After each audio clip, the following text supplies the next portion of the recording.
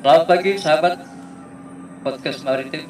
Jumpa kembali dengan kami pada kesempatan hari ini Selasa 17 Oktober 2023. Baik sahabat Maritim, kita pada kesempatan ini kita akan membahas mengenai apa yang sudah disampaikan oleh Direktur Utama PT Pelindo Persero, Bapak Arif Suhartono, yang sudah menyampaikan akan melakukan restrukturisasi dari 62 anak perusahaan menjadi 39 anak perusahaan. Untuk membahas hal itu, di samping kiri saya sudah ada Bung Karnali, narasumber kita. Kita akan mencoba mengapresiasi terhadap langkah-langkah Pak Dirut tersebut. Baik, selamat pagi Bung Karnali. Selamat pagi Bung Ipul yang sudah mengundang saya di podcast ini. Tentu saja kalau kita lihat sangat menarik rencana restrukturisasi dari PT Pelabuhan Indonesia Persero, di mana seperti kita baca beritanya ya, ada rencana untuk melakukan restrukturisasi dari anak-anak perusahaan yang sekarang berjumlah 62 menjadi 39. Dan kalau kita lihat memang sepanjang data yang kita ketahui ya, itu untuk BUMN itu seperti di Pertamina itu ada kurang lebih 22 ya, 22 anak perusahaan, kemudian juga di PLN juga sekitar 11 kalau nggak salah, Telkom malah lebih sedikit lagi kayak gitu. Jadi mungkin ya lebih kepada bagaimana core bisnis ini dikelola dengan baik.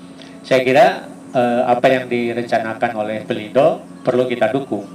Artinya ke depan dengan 39 anak perusahaan itu, Pelindo akan lebih fokus pada tata kelola di pelabuhan. Saya kira seperti itu. Pertanyaan kemudian ini Bung Karnali, ini yang menjadi pandangan banyak kalangan lah gitu ya. Waktu itu disampaikan oleh direksi Pelindo bahwa waktunya itu dari sampai 2025. Artinya kalau kita dihitung dari saat ini kurang lebih 2 tahun lah waktu. Apakah ini memungkinkan? Kita kan mensupport ya, mensupport. Tetapi kita publik ini kan juga perlu pandangan. Apakah ini memungkinkan kira-kira waktu dari sisi waktu? Sebenarnya mungkin bukan pada hari ini atau saat ini waktunya itu. Mungkin itu sudah dilakukan beberapa waktu sebelumnya. Bahkan mungkin pada saat dilakukan merger Pelindo 1 sampai Pelindo 4, itu rencana itu sudah ada dan itu langsung terus digarap. Bahwa kemudian misalkan Pak Dirut ya mengatakan ini akan selesai di tahun 2025, ya itu memang ada timeline-nya di situ. Jadi kita jangan melihat bahwa karena berita itu muncul hari ini, maka kemudian misalkan ini baru dimulai nih restrukturisasi. Tidak seperti itu. Kalau menurut saya ya, dari bahasa yang Pak Dirut itu, ketika Pak Dirut mengatakan bahwa tahun 2025 bahkan lebih cepat ya, mungkin di 2024 bisa selesai, artinya proses itu sudah dimulai sejak dimulai merger itu. Ya, jadi seperti itu. Jadi kita tidak menetapkan bahwa tanggal di tahun 2025 ini dengan sekarang ini hanya waktu yang pendek, tidak seperti itu. Satu. Yang kedua, kalau menurut saya tidak ada jadi masalah juga, karena kan juga perlu kehati-hatian, karena ini seperti yang Pak Dirut bilang kan menyangkut masalah sumber daya manusia. Nah itu juga kan perlu dipikirkan lebih jelas kayak gitu, lebih dalam lagi ya, sehingga proses restrukturisasi ini berjalan dengan baik. Tidak mudah kan untuk merestrukturisasi dari 65 perusahaan menjadi hanya 39 perusahaan seperti itu ya. Kemudian ada lagi begini, bukan lagi Pak Dirut juga menyampaikan bahwa atau menjaminlah tidak akan ada rasionalisasi walaupun terjadi pengurangan anak perusahaan dari 62 menjadi 39. Nah, kalau dari pandangan Bung Karnali ini bagaimana cara berpikirnya mungkin? Saya kira bagus ya, karena ini yang paling pokok sebenarnya ya, bahwa janji dari Pak Dirut, sosialisasi kepada para pekerja Pelindo sendiri bahwa tidak ada rasionalisasi, tidak ada pengurangan dan sebagainya, itu merupakan hal yang bagus kalau menurut saya. Artinya ada kepastian di situ.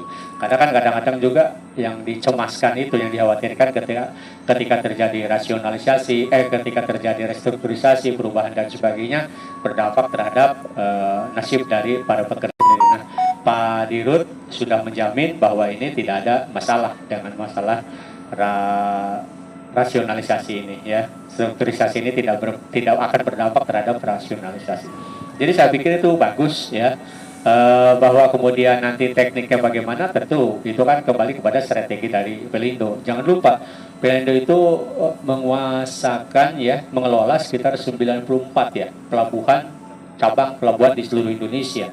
Artinya sangat banyak. Kemudian juga anak-anak perusahaan dari 39. Artinya sumber daya yang dibutuhkan juga tentu akan banyak. Karena kerja logistik ini juga kerja yang cukup menurut saya berat ya untuk menurunkan ongkos logistik sesuai dengan harapan pemerintah yang sekarang 23 ya, 22-23 ya persen dari PDB, kemudian menjadi target misalkan 17% itu kan sangat ini banget ya, tinggi banget kayak gitu untuk perubahannya itu, saya kira. Baik sahabat maritim, saya kira cukup bagus penjelasan dari Bung Kandali. Artinya kami mengucapkan selamat kepada Pelindo, bravo Pelindo, berikan yang terbaik untuk melaju seperti mana tagline nasional kita, Pelindo melaju untuk Indonesia maju. Sekali lagi terima kasih, selamat Pak Dirut, sukses dan bahagia sekali. Salam maritim. Salam maritim.